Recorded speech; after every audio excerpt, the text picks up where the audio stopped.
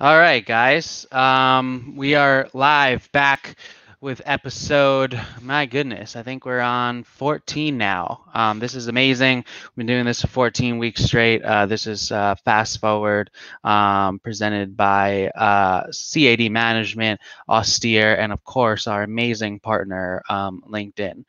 For anybody who doesn't know, CAD Management is an entertainment consulting firm that works with creators, artists, and brands. You can find more information about CAD management at www.cadmusicmgmt.com. And for those who don't know, Austere is a salient visual identity agency for the music, fashion, and lifestyle industries.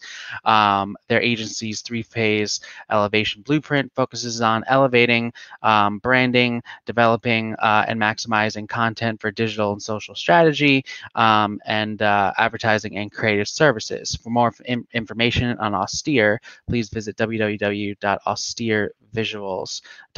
And obviously, thank you so much for our production partner, LinkedIn, who has given us this amazing platform to share information and bring some of the top thought leaders in entertainment directly to your phone screens or to your desktops.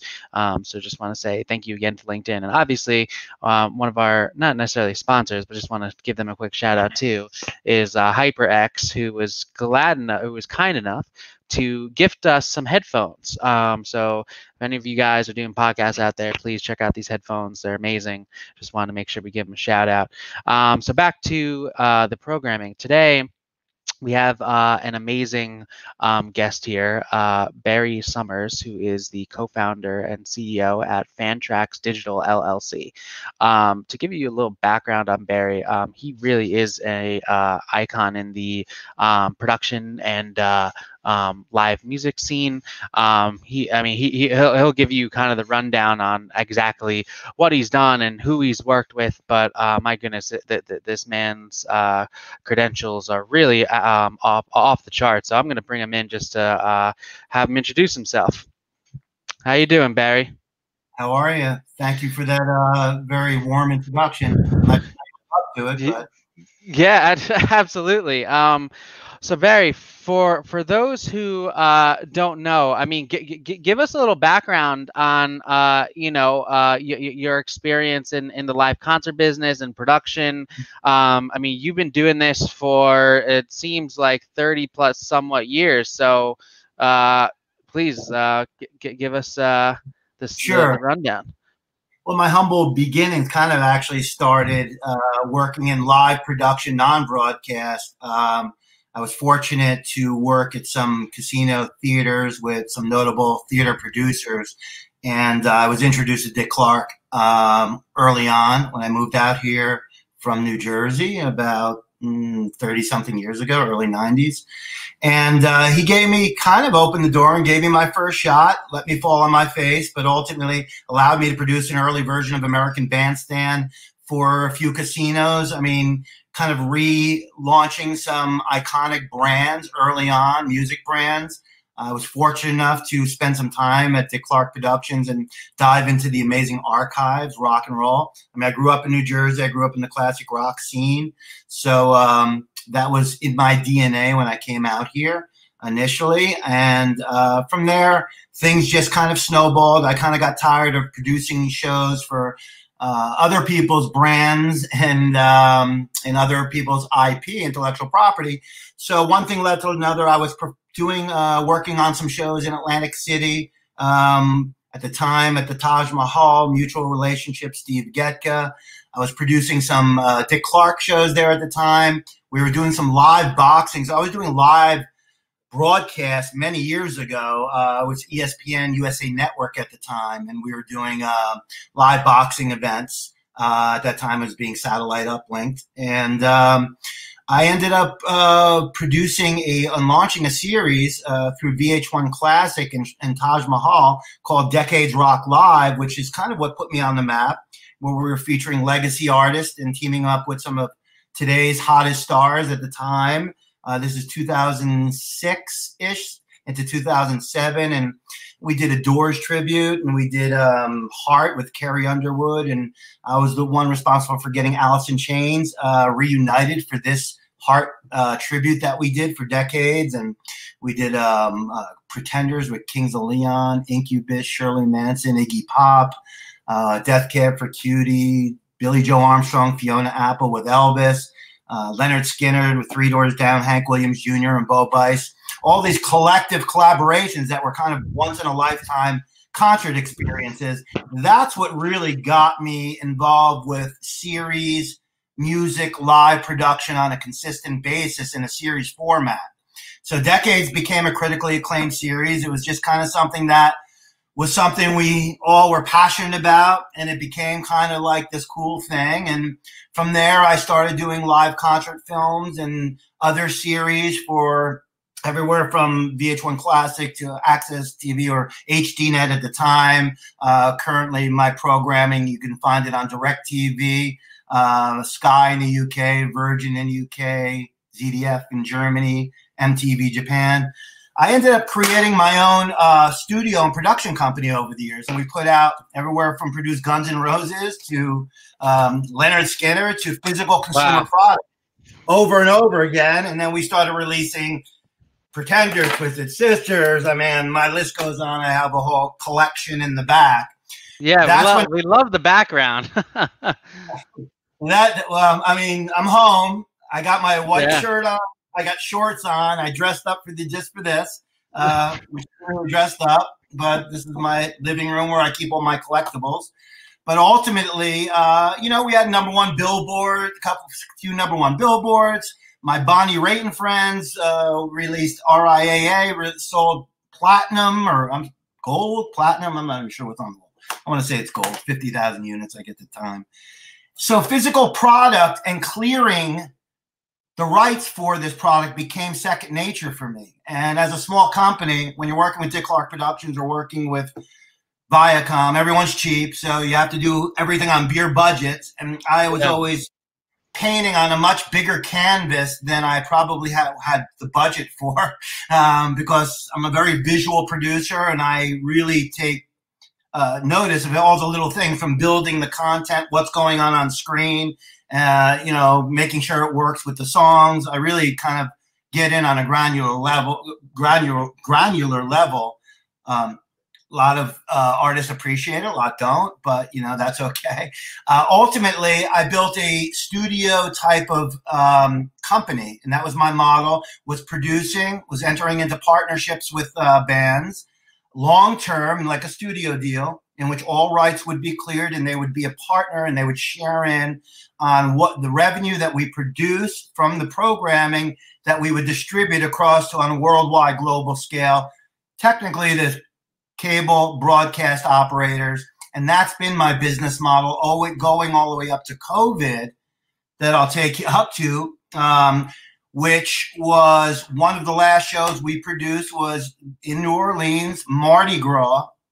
We went down and produced the band 311 during Mardi Gras. This happened pre-COVID, which is February. And then COVID kind of was announced in March, weeks after we literally got out of there. And then, of course, New Orleans was one of the epicenters besides New York early on. So we went in there blind. We produced a great show with a great team that I've continued to work with. And we came back. We went into post-production. This was to be released on a physical consumer product as well as a direct TV special called 311 Live at Mardi Gras. So technically, it was the last show. Had I known what was going to come 30 days later, that our entire industry would literally be shut down overnight. You know, AEG, Live Nation announcing all tours are off for 2020. We were going out with a slate of original programming for 2020 that includes some new live festivals, including a festival called Badlands that we were about to launch. We were kind of guns loaded, ready to come out 2020 like everybody else with all the big tours that were about to happen. And then all of a sudden, the COVID, the pandemic hit, shut down our industry. Of course, we all jumped in. I know I did, into panic mode. Okay, I produce live concert programming. There is no more live concerts that exist, certainly anytime soon. And now, as we're looking all the way up to potentially 2020, 2023, moving forward, and who knows what post COVID's going to look like in our industry. But what that did was just before the pandemic hit, rather than me freaking out, which I freaked out for a little while. I mean, you know, like everybody else, like, what are we going to do? Our career, my whole industry shut down. Everybody I know, you know. What I did was, ironically, the FanTracks platform that you know today was actually released in a different version back when I had produced Guns N' Roses. And I had done a beta back then. And nobody knew what streaming was. Nobody knew what VOD was. I mean, the name was just being thrown around. But I was actually clearing rights for that purpose, 2012, and actually dating even before that. Dang.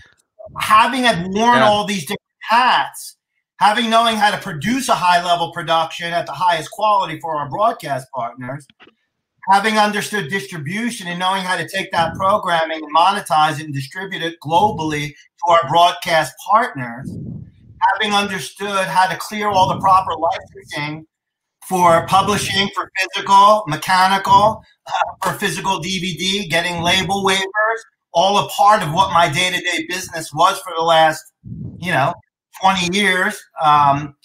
Fast forward to this, and then I realized, well, wait a minute. I had this platform, an app that allowed real-time streaming, and I went back and looked at the numbers and the stats, and we had over quite a few 100,000 downloads with a high conversion rate at a consumer product price, $14.95, something like that at the time. So I had then reached out to a longtime friend of mine, Ty Roberts, and I've been a big fan of Ty's. He was the CTO of Universal, right? Yeah, he's the founder of Grace Note. That started out as a 3-man company and built it up into a $225 million company. Sold it to Sony, which ultimately sold it to Nielsen. Ty has over 55 patents. Ty is one of those guys, and I've always been on the cutting edge in my productions of technology. I've always been pro technology and pro 3D. I'm the first person that released 3D consumer product through Universal with Guns N' Roses. This is released as a full 3D theatrical production worldwide. Wow. As was Smashing Pumpkin show, as was a Korn show. So I was riding the 3D wave when 3D was all the rave. I still have my 3D TV, of course, in there.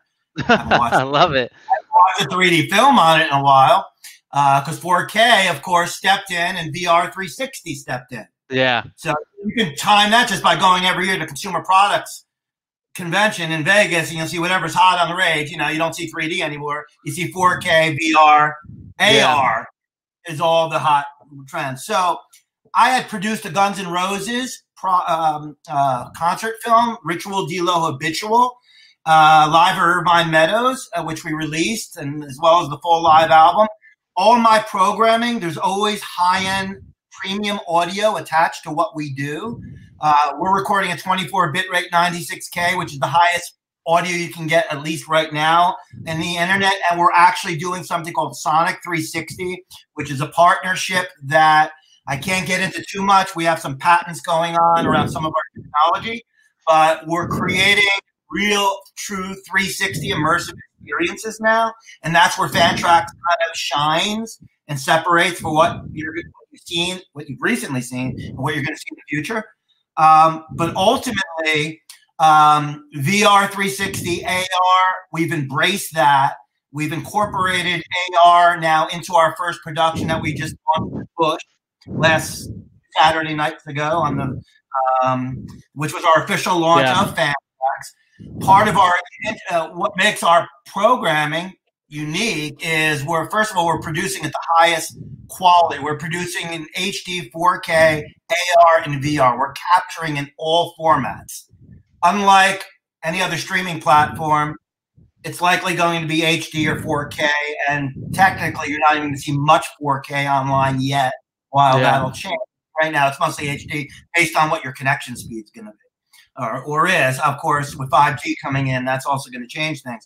But we also, the programming that we're producing today, because my team that I've assembled comes from the highest level of broadcast. So we're producing 4K HDR, and we have to pass very stringent QC for it to pass to go on those 4K platforms. So because the benefit of our subscription platform, FanTracks, is the fan gets to experience a concert like you got to see, unlike any other type of any other quality. We're producing at the highest possible quality you can get. We're airing it in HD. We will be airing in 4K.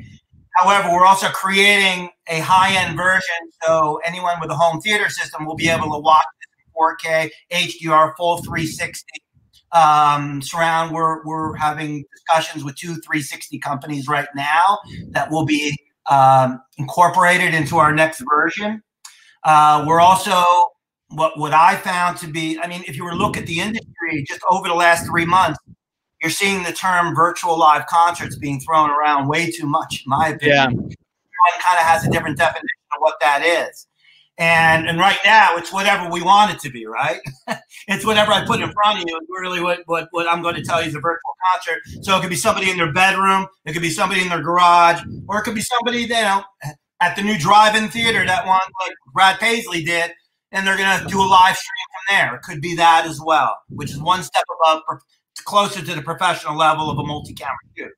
Yeah. What we're doing is we're producing at the highest level. We're actually bringing in bands that we're partners with, and we're giving them basically a budget for them to use their imagination and produce the highest level of production that they want to produce using AR, augmented reality technology that you saw in some of the push segments in there, that we're actually turning it up, you know, times 10 moving forward. We're also capturing in VR 360 for our VR partners. The band shares in all of this revenue exploitation. So it's not a one-time pay-per-view that everyone kind of seems to be the rage right now, because pay-per-view was big back in the 80s, right? Yeah. Everyone's kind of coming back with this, hey, it's pay-per-view. Okay. They'll make a few dollars from it. There's no question. And it's kind of a one-shot, one-trick pony. We're trying to create a long-term revenue stream for the artist and for the as our partners, that not only short-term will they generate revenue through our platform and through our 360 distribution, but long-term it's an annuity for them, because that revenue will continue as we then, from taking it from our platform, we're now going to syndicate it to the top 30 Twitch, YouTube, Amazon Prime, Google Play, Vudu. I'll give you the long list of who those VOD platforms are. Yeah, yeah. We create that. The artist will share with that, and then we'll take it to a third notch, and we'll actually produce it into the highest level 4K, and then we will syndicate and license that in U.S. and international through our partners of global distribution, cable TV, and satellite partners. That's not just something we're saying. We actually have that plugged in based on me distributing all my programming throughout the year. So it's kind of a plug-in for the company, which is a real benefit for the company and for any of the artists that are coming in. So we have a true global 360 distribution. And if they're coming out with a new album like Bush was, because this was also part of the Bush's album release, Kingdom, there was a tremendous value they had tying in all the media that we were able to get for the new album release. And then I want to take it even a step further.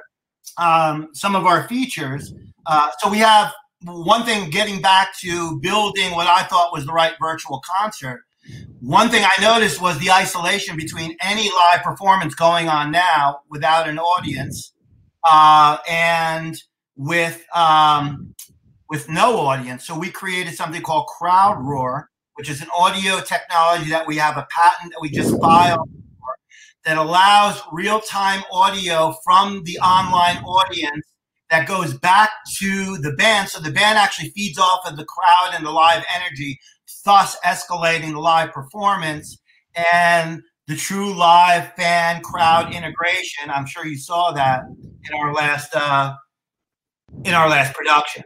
So that's that's a really cool feature, the crowd. I want to get into this a little bit, because I think, you know, outside of just the amazing quality that you guys have been able to produce, and we talked about it, you know, offline, was just, I think it was the quality and the latency. And when I watched it, it was the closest thing I've ever felt like to actually feeling like I was in the room with like a band like that.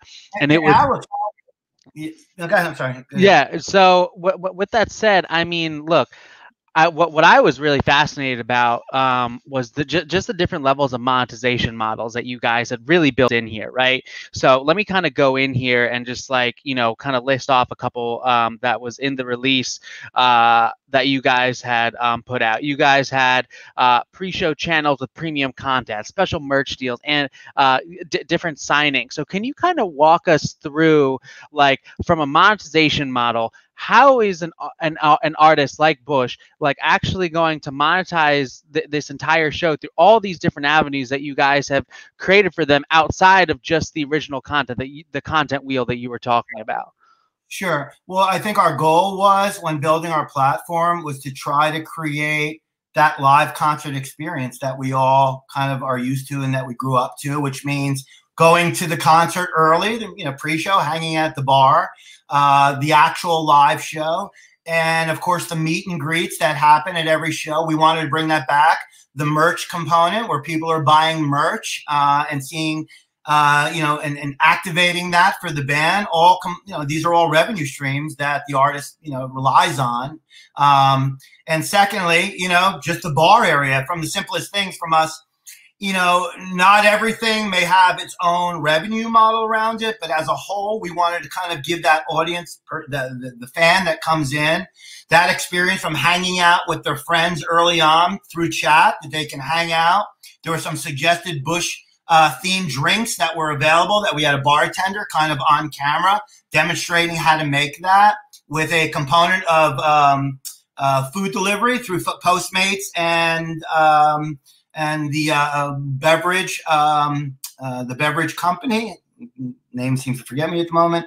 But ultimately, create that pre-show experience, get everybody revved up, show some merchandise. Our merch was quite interesting because it wasn't just another typical online merch. Here's where you buy the merch. We actually created a segment for merch for the artist that was basically based on a simple QVC HSN concept, where we're actually going to have a live person that's presenting the merch, that knows merch, that will be able to sell it and translate what we had to the audience, combined with an easy transaction shopping cart process, where if they wanted to buy it, it was right there for them to buy in the click of a button.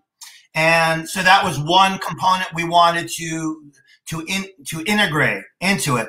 We also have something called the director's chair, and that's where people were able to pick their own camera shots, which the chat went off the charts with that feature, and it was really worked way beyond what our expectations were going to be and how popular it was.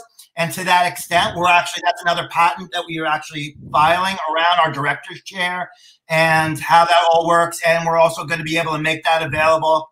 Right now, it's available for the live concert. It's not yet available for once it's archived for VOD, but we will have that version of director's chair available for that as well as the ability to pre-select audio, different positions. So kind of like creating your own audio mix. It's very much fan engagement. We want the fan to feel empowered. We want them to feel like they're a part of the experience. And by offering these type of fan engagement tools, live music has always been a passive experience. You sit back, you're going to watch the show, right? Yeah. Very passive. It's one-dimensional. And there's nothing wrong with that. And that's something we can always do. But we also want to give you, the fan, the ability with the click of a button to say, you know what, I want to be a part of this. I want to pick my own cat. I want to pick on Gavin. I want to see this. Let me check out the guitar solo close up, what he's doing there. And there's some other functions. We're going to have lyrics that will be a part of it real time. So you're going to see the lyrics projected. We're just touching the surface of where we're going right now. And the phase one of what we actually built and rolled out, we were all surprised we were able to get that far in such the short period of time that we had to roll this out. And also we had a drop dead deadline of when that show needed to take place, Bush, because of the album release with BMG that we were also partners on. And so as a result, all of these different fan engagement tools allowed us to sell over 100. I mean, we sold a significant amount of merch. I want to say we sold the most merch out of any streaming platform probably in history. I can't put the number out, but sold a lot of merch the way we rolled out the merch program. And that is only going to get stronger as we start incorporating some new tools and some other creative components, creating original, never before seen, one of a kind merch, and some other cool things, collectibles and those type of things that fans want. And then secondly, so from the pre-show, it goes into the live show in which the band performs approximately a 75-minute full show set. There is some artists chat with the band at the band's discretion in real time. We didn't do it during the actual live show. We didn't want to interrupt the full show. After the show happened, as you saw, Matt Pinfield, our great host, the legendary Matt Pinfield, who I have to applaud, who did a great job, who actually is a childhood friend going back from my hometown years ago, who did such a great job, who actually sat down with Gavin. They were taking some questions from the online audience. The real-time interaction, the meet and greet online where a fan can actually talk to Gavin, and he can actually personalize and sign a piece of merchandise to that fan, and having those elements and those components of interactivity. It's easy to say, there's a lot of platforms saying, yeah, we do fan engagement, we do this, we do that. But no, unless you have a production company that understands all aspects of how to put all the components together so it's executed properly within a timeline that you're going in real time. There's no take two on a lot of live stuff. You're leaving it way too much to the person. Ultimately, that's the programming that you're seeing on YouTube. That's the program you're seeing on all these other streaming platforms are low budget, low quality productions that weren't really thought about. Even Coachella, they're not really camera blocking it professionally the right way, or any of the festivals the way it really needs to be done for broadcast. We have that opportunity to do that with all the bands today, and the bands that aren't touring, these are the opportunity for them. So let me ask you, right? You guys did an incredible number, like you were saying, on merch. Your platform is a subscription base, correct? Not a like pay-per-view base. So let me ask you, do you feel like just as a general consensus that the pay-per-view model is less attractive for the fan than a subscription model at this point? Because here's where I kind of stand on it. I kind of look at it and say, wow, there's a lot of free content out there right now for like fans to just go on Instagram and like catch a show in the bedroom, kind of like what you were saying, right? I feel like, and this is just my opinion, is that the music industry seems to be one of the only businesses that I know that loves to give content away for free.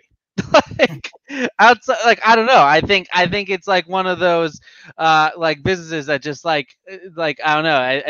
The old adage was, it's all about promotion and stuff. So let's talk about just the monetization part for a second. Can you kind of give us an idea of why you guys went with a subscription model relative to a like pay for ticket model, and how you think like both of those could be playing out? Is like, do you just think the pay-per-view model is not realistic? Is it not scalable? Like, curious to just get your thoughts on that. Sure.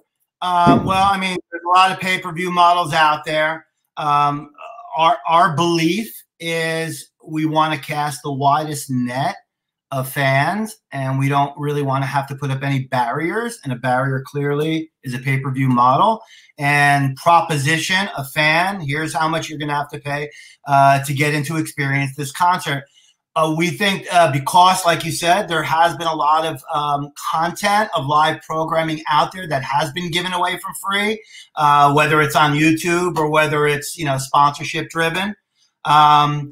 We wanted to get the masses to our site and build up as many subscribers, and so we feel very bullish that subscription model, not only a subscription model, but a very low value subscription model, which we're coming in at right now at $1.99, which is pretty unheard of. That's as low as you're going to find in the market. Yeah, I know. For $1.99, that was the best $1.99 concert I've ever seen. You got to see it, and everybody got to see it for free for the first 30 days. So Yeah. technically, free concert to everybody. Now Yeah. you can opt out if you don't want to stick around. That's, you know, every fan has that right. Or you can enjoy our programming and stay with it. You know, you're not spending, it's not a big expense to see this quality of programming that we're going to be delivering on a regular basis. We will also have catalog archive programming available for anybody to watch, which we started putting up recently as well.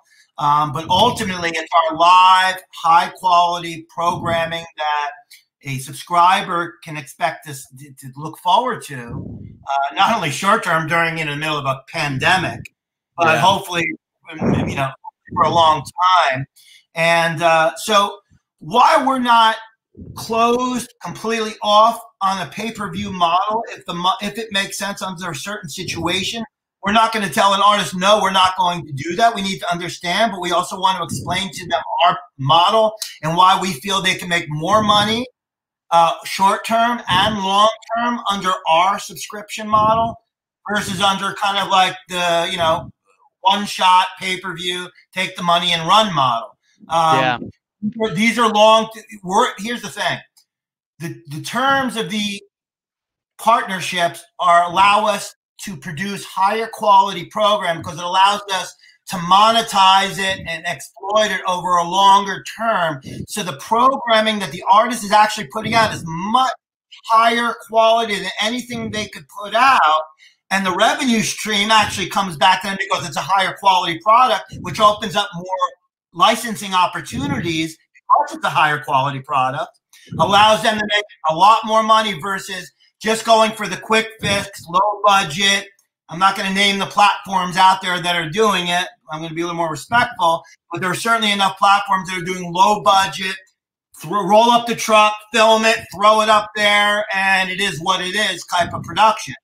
You know, we're really giving the band the ability to build these shows from the ground up and make them once in a lifetime virtual concert experiences. The way virtual concert experiences are meant, in my opinion, to be digested and to be distributed, and most importantly, to build a revenue model that benefits us, but most importantly, benefits the artist. Because if the artist makes money, then guess what? We're going to be coming back on a regular basis, and we're going to continue to build. I mean, I'm just looking at the numbers right now. Goldman Sachs came out with a report that said that the live music industry right now has a revenue gap because of coronavirus of around $15 billion that was lost in global live touring, which makes sense. I mean, think about it. Every concert, Live Nation, AEG, every agency, you know, probably they're not having shows, so obviously that number does make sense. So let me get your thoughts on this. Do you feel like a platform like yours, like FanTracks, is from a revenue perspective, can only be tapped in by the massive artists, the artists with these huge fan bases?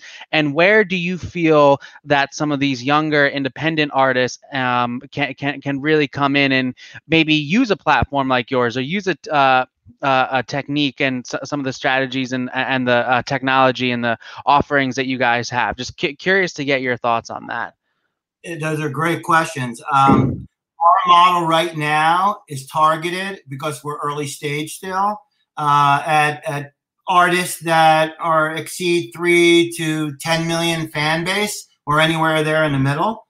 That for our model, based on how the business model is structured, is where we're focused on at the moment. However, with that said, we have multiple channels that we intend to launch. And a modern rock channel, a Badlands channel, a channel called Hardwired, a little more heavier, as well as some other types of unique channels. Through those channels, and one being, of course, the unsigned artist, you know, the new breaking artist. We've already been approached in the last 2 weeks by, there's only a few of them, but a few of the 800-pound gorilla companies that are asking us that same exact question around new breaking artists, particularly. And the answer is absolutely. There's a model around that. FanTracks will embrace a new artist program, a new breaking artist program, whether they're signed to a major, whether they're indie, whether they're unsigned. These are certainly areas that we're going to focus on, because that's the next generation of music. And everybody who is involved with my company are passionate about music, artists, and particularly discovering, the next whoever it might be. So to answer your question, while our initial target are, the big A-listers, if you will, there's certainly going to be a more robust, because we're looking to target the broadest audience as possible. And a lot of these independent artists and bands need the kind of exposure that FanTracks offers. And I'm a big believer in that. I'm a big believer in artist development. Some of the people that work with us come from the artist development background. They're label execs. The next generation of how music is going to be produced and distributed is going to be a whole new way. Physical product is going to be gone. Everything's going digital, obviously. We want to ride that wave. We want to kind of build that next virtual studio where the industry is going. Yeah. A lot of the major labels who I work with on a regular basis, so I have to be careful. But there's some dinosaur mentalities out there that I know my partner for a fact, and I have experienced firsthand, that kind of pushed us towards building this independent FanTracks network and platform that we hope the labels will also see the value in it as much as the artists do, because the labels have a lot of artists that need a lot of exposure. Yeah. And they don't know our business the way we know our business, and they'll be the first ones to admit that. And so we've already received those phone calls from some of the majors that want to work with us, as well as some of the biggest talent agencies in the world. And I'm not going to mention their names. All of this happened just in the last, matter of weeks after we've launched. But ultimately, I think we have a strong model short term that will bring in the mass audiences without any type of barrier. Let them enjoy the concert. Everyone's having a tough time right now financially around the world. I don't need to charge them 20, 30, 40 bucks and have them watch one concert and then be done with it. I'd rather them have an experience and then come back on a continuous basis and look forward to new programming than for something that's not going to break their bankroll at $2.99, at $1.99 or $2.99. And allows us to be able to continue to produce that level of programming that the expectation will be from our fans. And at the same time, within this crazy world of live streaming, which there's going to be a fallout, many people have announced they're doing a live streaming thing. Like anything, there's going to be a fallout. A few will survive. That's my prediction. We hope we are leading the pack, because we're very bullish about technology and fan integration and creating new types of calls of actions and new ways of marketing and packaging our programming that we think will not only generate short-term revenues, but long-term revenues for us and our partners. So let me ask you, at least on the venue side, right? There are obviously the Madison Square Gardens that house the artists that you're speaking of, right? The A-listers. Then there's a whole suite, thousands of independent venues that are below the 600 cap level, right? And I'm just going to read a quick report here. So there's some data that just came out from the National Independent Venue Association saying that by the end of this month, 90% of independent venues could go bankrupt if they do not get financial assistance from the government. We have had multiple venue owners on this show, specifically the owner of SOBs. We've had the owner of Le Poisson Rouge. We've had the owner of Pianos. We've had so many different venues, all within that kind of cap size. And what we're hearing is that, the live streaming thing is great for venues, but they're just, everybody's at that level is having a very, very tough time monetizing. How can, independent venues take what you guys have done so successfully for Bush and some of these other acts that you're going to be bringing on and bring it to their level? How can a venue who has 300 plus shows with these, smaller to mid cap size artists really utilize the techniques that you guys are developing to help them survive? Really curious to get your commentary on that. it's a great question. It's an incredible subject. I've been watching it and following it since obviously since COVID hit, to the point where early stage in our development plan, we have built out and we've already have been in discussions with the Troubadour, with some other venues. I don't want to mention them, but in serious discussions with the Troubadour and helping them build out a model, which is a B2B model, that would allow them to extend their brand, that would become a connected FanTracks venue, that their brand would become a channel that we would distribute. And through that, we would book. Right now, they're used to booking all these venues around the country, these independent venues you speak of, or they already have their booker on staff.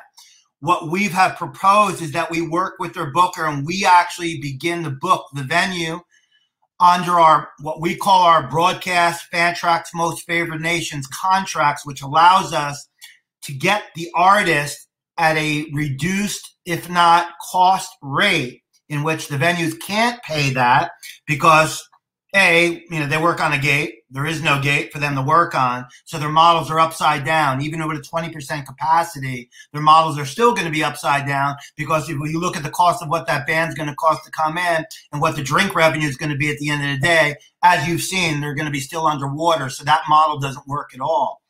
What we believe could be the future model for them that we're starting to see some of these, they have a choice. They could either, they can only have their SOS life raft up for so long before they shut their doors. We've offered them the opportunity to partner with FanTracks and for us to curate, in this case, Troubadour programming that also allows us to produce old and bring in some old Troubadour archive footage and the history of the Troubadour, which is incredible. I mean, you can write a movie around the history of the Troubadour. Yeah. Let alone some of these independent venues that are out there. I'm just using one as an example. And create programming online in which they can market to their existing fan base. Think of how big the email fan base is of the Troubadour. Yeah. It's we giving them a code for their fans to tune in and doing a shared rev opportunity with the Troubadour with our programming happening in venue without the need of the audience, and giving them a recurring revenue model during not only the short time that they're suffering because the government hasn't bailed them out yet. That's another story. And hopefully there's a new model that they would embrace long-term and continuing streaming from that venue to continue to curate new programming from that venue. And that's a B2B model. Yeah, so you're saying that you're pretty certain that the model of the future for live shows is going to be a hybrid between digital and physical, that there's no longer going to necessarily be just the physical show when we come back to it. There will now be this real hybrid model. That is true. Digital will be, and right now digital has always supported it. I think there's going to be a transition with digital and it's all going to be kind of one, but you're not going to see a venue in the future that doesn't have a digital component to it. And if they do, they're going to technically be a dinosaur in the industry. Yeah, and I think that's that's one of the hardest parts, I feel like, for a lot of venues is the digital transformation curve that they have to actually face right now, because it's for some businesses, it could take 2 years to properly digitally transform themselves. I mean, look at how long it took the record companies to digitally transform themselves, right? We're talking about 2,000 plus independent venues that have staff of maybe larger than 4 or 5, perhaps, maybe a little more. And, they don't necessarily have the, people on staff who are, CTOs by practice and by discipline. So everybody focused on all the major labels. They tried to shut down Napster when Napster was it, and look what ended up shotting up. Now Spotify, iTunes, it's a regular. They tried to shut down YouTube when YouTube was putting all this other stuff. Nobody got back. Now the labels all have signed contracts with YouTube. Twitch just removed all their audio because there was nothing that was officially licensed or cleared. You're going to see that change landscape as well. Anybody that's critical mass is important to the artist. Remember that. And whether to do it legally today or transforming their illegal operation into their, whatever it is. If that actually happens, I say that meaning they're not licensing it professionally and the takedown notices that are going on. But ultimately, if you license the programming the proper way, you produce the highest quality programming, you have a true 50-50 partner or whatever your partnership is with your artist, you produce at the highest level and you're able to distribute that across all the platforms and monetize it. You're bringing in the big enough fan base so everybody could afford it. To me, that's a model that could be sustainable, that could be of true value to our company, to our partners, and most importantly, to our artists and to our shareholders. So let me ask you a little bit about the sync licensing process, right? Sure. When we had a couple venues on this show, there was this kind of consensus that the sync licensing was just way too complicated to get artists in, to properly get all the licenses for indie artists, major label artists across just all different kind of spectrums. Can you kind of give us your sense around the sync licensing landscape and what needs to happen for all these independent venues or people who are trying to mass stream concerts, just to make it a more simple process, right? Like why is it so complicated when everybody needs licensing? Like so just curious to get your thoughts on that. It is a difficult process, like you said. I've been fortunate enough to learn it early on, really based on nothing more than the need to do it and try to cut budgets instead of sending them out for third parties who are charging you per song to do it. And that was, back in 15 years ago. I've been fortunate enough to have relationships with all the music publishing companies that we deal with on a regular basis, from Warner Chapter all the different first of all, here in the industry is probably the most difficult process, proper publishing. I've been able to understand it because early on we were clearing for all media. So we had to clear for consumer products. We had to clear mechanicals for CD standalone. We had to clear for digital audio, for VOD, for broadcast back in the day, for all the different broadcast platforms, VOD streaming. There are many different categories and layers that you're clearing for, and not only what platforms you're clearing them for, but what territory you're clearing them for, what term, the length of term you're clearing them for, and who owns the rights to all this, and when rights are reverted back, and there's just a lot of layers to it. So to answer your question, yes, it's a process.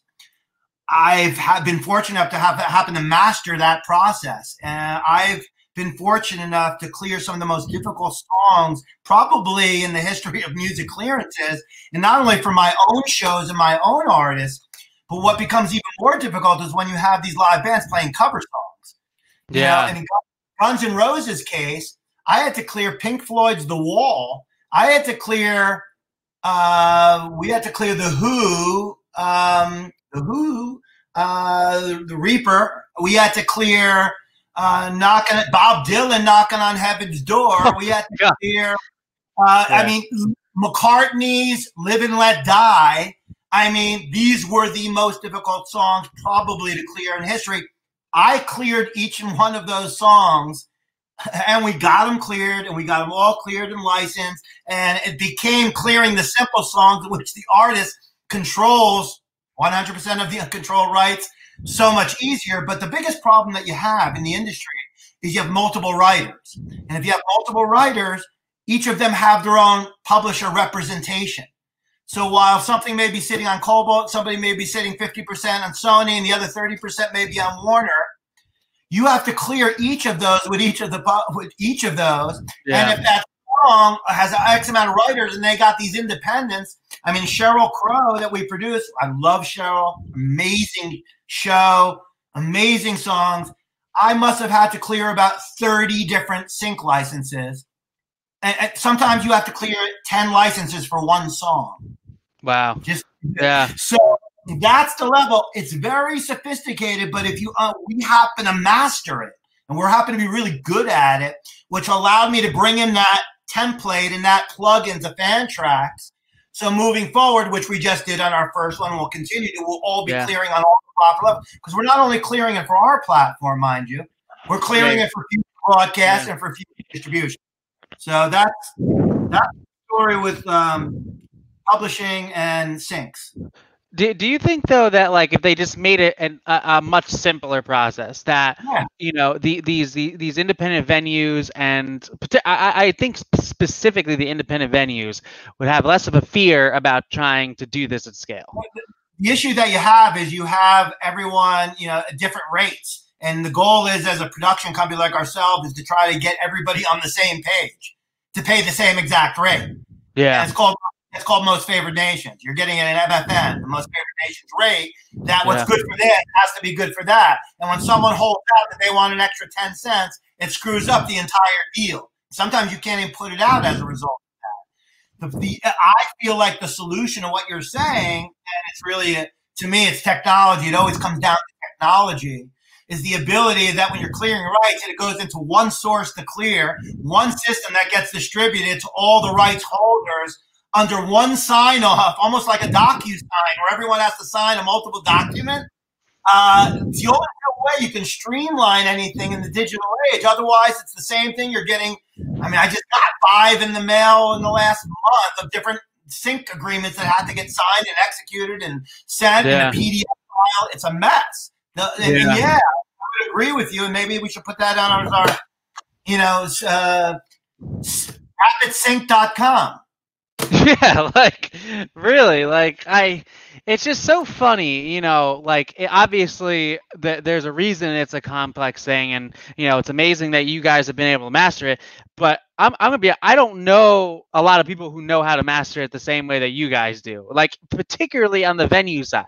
I really don't know. I think it's such a specialized skill that it's like really holding the live music industry back, because there's only so many of, you know, people like yourself who understand the full process, who know how to do it efficiently, quickly, succinctly, that obviously it's just like all these independent venues sitting there, they're like, shit, like, you know, we're probably going to get you know, probably like some cease and desist letter or something that's going to ask to take all this content down. Like, how do we do this properly? I don't know. Maybe you guys should put out like a manual or something.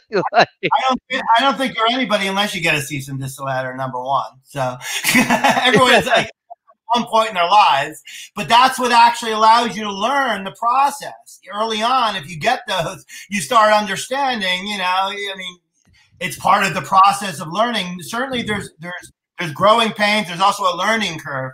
That's a 25-year learning curve. So you can't just jump into that and figure that out.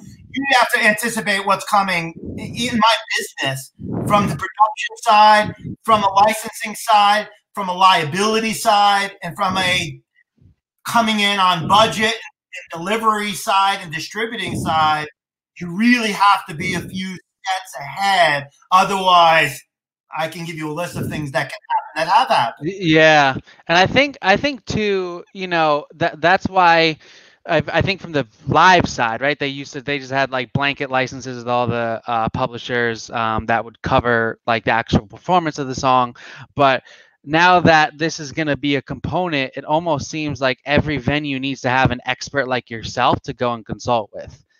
In my opinion, it seems like. So definitely paying you for this interview, by the way. Shit, There's only one movie, but hey, that's very nice of you to appreciate that. Yeah, I mean, it is a problem. I mean, we've had it on the show. It's definitely been a question that a lot of managers have asked, and you know, it is a complex thing. I mean, people they just want to build these shows and they want to do all this stuff, but a lot of people forget about the complexities of sync and just how you know, complex it can be, especially if you're a major label artist, and it's not just I also think, you know, in that part of the business, very much precedent means a lot in that business. And you set precedent for most of the publishers, and you've cleared rights under certain terms and conditions in the past.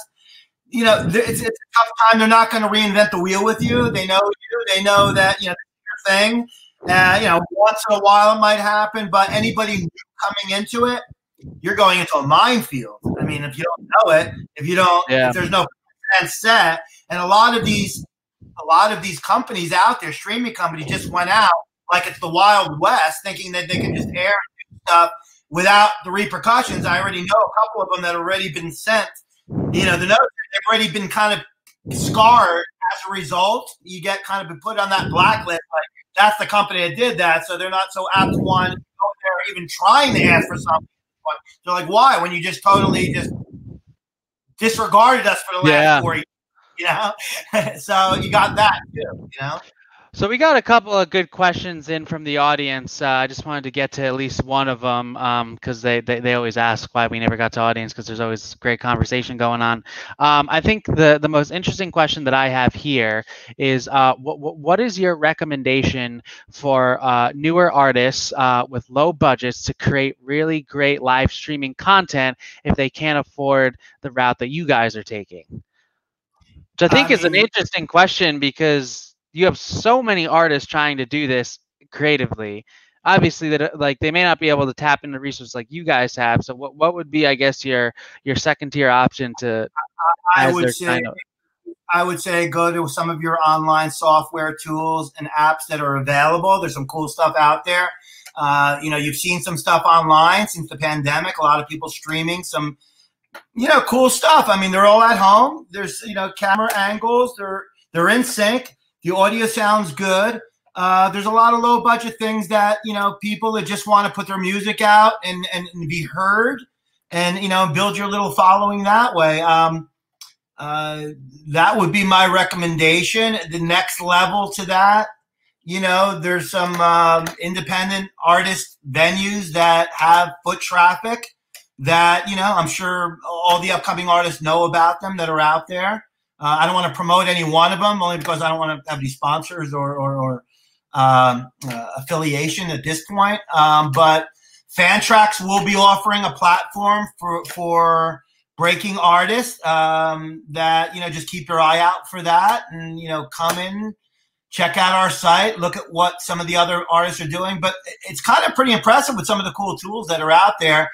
I've seen some cool stuff online that are done, just home basic software, Yeah, I think the best show I saw on a pretty interesting kind of camera angles, the whole thing that you were talking about, was Erica Badu's live stream. She's like I think the ticket price is like $1 or something. And cool. I know Cheryl Crow is doing some cool stuff from her home with some of her other bands. And, I've seen quite a few things at this point. It's kind of becoming blind to me. But that was all the more reason why we want to kind of get out of the home base. And, these bands are meant to be together. And I know they're doing the best they can during a really, really difficult time and situation right now. And everybody, artists are ingrained. They want to play. They want to stay connected with their fans. They want to create. I want to create. I want to produce new programming.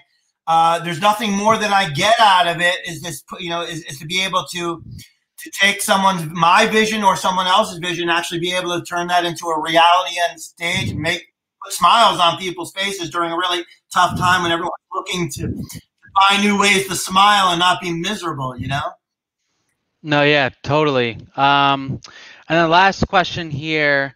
Actually, no, it just disappeared.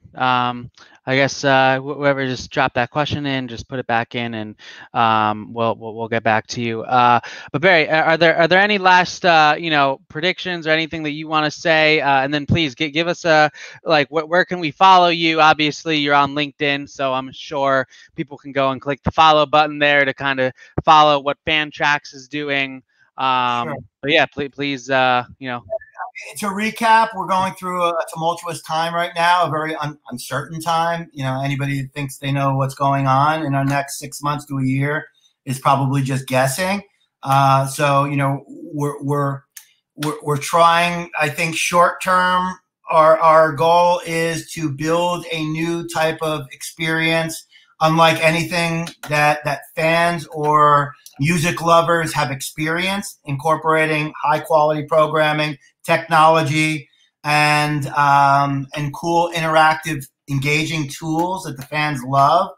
I think you're going to see a lot of new companies coming up, calling themselves a live streaming company, and it's happening now, and it's going to continue. There's the live streaming industry is clearly going berserk right now. There are certainly, anytime there's tragedy, there's always a silver lining and there's always opportunity. I'd rather focus on where the opportunity lies and where the need lies and what we can do to build a sustainable new platform that's engaging the fans, that has tremendous value, both short term, that creates new revenue streams for our partners and artists. And I think long term, a lot of these companies are going to go away, and there's going to be a handful that are going to survive. And I think they're going to survive based on their commitment to the programming that they produce and their commitment to their partners, and the ability to kind of think out of the box when everyone is kind of caught in this plate model. I've been thinking out of the box. People thought I was crazy when I was talking about streaming platforms 3-4 years ago. And I probably was crazy because nobody knew what I was talking about. I've always kind of been a little ahead of the curve. At least I like to think that. And now I think what the future is going to hold is interactive, new forms of fan engagement that is not strictly live streaming, but incorporates a new reality, a mixed reality, particularly when there are no audiences around. I believe the virtual, augmented reality, and VR will be more significant to take these artists into a new environment, into a new world that doesn't have to sit necessarily in a concert venue for people to be entertained, while at the same time, once things do get back to whatever normal is going to be in the future, that this model will continue and live streaming will be ingrained in our market industry and will be the leader of how people will continue to consume content, not only today, but for many years to come. And I want to be a part of that. Well, Barry, thank you so much for your time today. It's been an honor to have you on Fast Forward. I think so much of what you were saying has resonated with the audience here. So where can people find you? Just on FanTracks.com? Have to find, yes, please visit FanTracks.com. Go check it out. Check out the Bush concert we did last week. We have an upcoming show. It was just before the pandemic that I produced. It was 311, which we'll be featuring on August 15th at 6 p.m. Nice. Pacific time, 9 p.m. Love that band. Future time will also simultaneously be airing on DirecTV's 4K network, channel 104 and 105 DirecTV at the same time. We continue to produce programming not only for FanTracks, but for DirecTV Access, some of our international broadcasters. Ultimately, I'm Barry Summers on Facebook. FanTracks has a YouTube page and a Facebook page that we launched. And you can track me any one of those places, including my LinkedIn profile. Feel free to send me any messages, any questions. I'm grateful for anybody that actually tuned into this. I know you have a huge database, and I appreciate you guys giving us the promotion, and very humbled, and I'm very grateful. Yeah, of course. I mean, Barry, thank you so much again. This has been an amazing discussion. We will be, like I said, everybody who's tuning in now, we will be doing a write-up on this. So if you didn't get to catch it, it'll be dropped on our YouTube channel, and we'll be publishing a write-up on Hypebot and Celebrity Access within the week. So you guys can catch the recap in a couple different ways. So please tune in to Fast Forward for next week. Catch this episode, like I said, on our YouTube channel. We'll post it a couple different places, and we'll make sure we drop the link to FanTracks and some of these different pieces that Barry was sharing with us today. So just want to say thank you again for all your time. Thank you. Cheers, everyone.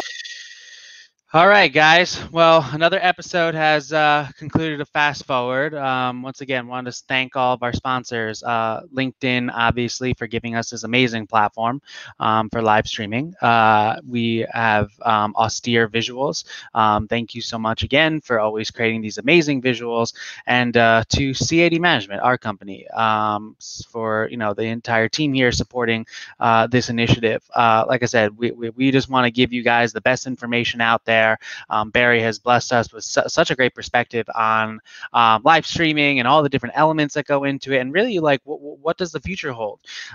So if you guys are managers out there and you guys have A-list acts, and I know there's a couple people I know who are just tuning in right now, catch a recap, like I said, on YouTube. Reach out to Barry. Like he said, he literally directly said it. They're looking for A-list acts to potentially partner with. He just gave you all his information. He's kind enough to do that. So please use this as a resource. We continue to hope that Fast Forward can help the industry get the knowledge that it needs to correctly move forward and embrace these challenging times. So like I said, thank you so much. Next week, we will be having another Fast Forward episode. I believe featuring Lyrics Finds CEO. So that will be interesting on the business of song lyrics. So to everybody, thank you again for tuning into Fast Forward. My name is Clayton Durant. Catch me on Clayton Durant on LinkedIn, and please follow the Fast Forward newsletter exclusively produced for LinkedIn. Thank you so much for your time.